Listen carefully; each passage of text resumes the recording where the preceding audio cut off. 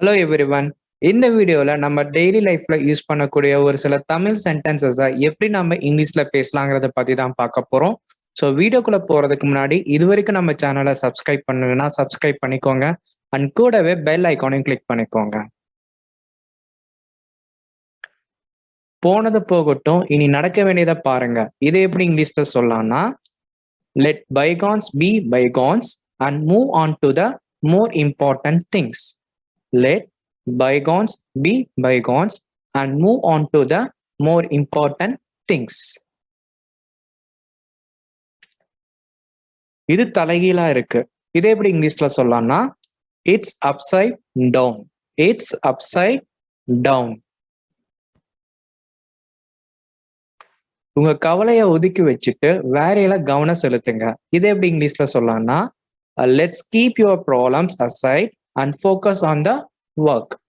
Let's keep your problems aside and focus on the work.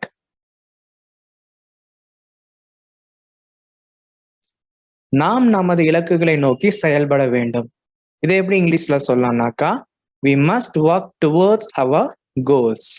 We must work towards our goals.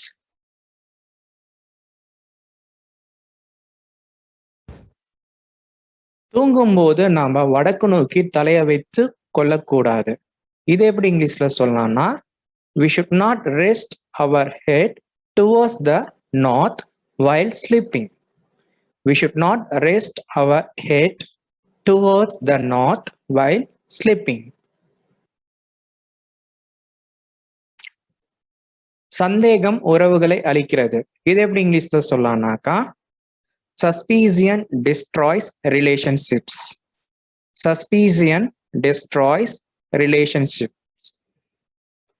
இந்த video உங்களுக்கு ரொம்ப ஹெல்ப்ஃபுல்லா இருந்துச்சா? அப்ப இந்த வீடியோவை லைக் பண்ணுங்க, ஷேர் பண்ணுங்க, அண்ட் மறக்காம என்னோட யூடியூப் சேனலை சப்ஸ்கிரைப் பண்ணுங்க. தேங்க்யூ.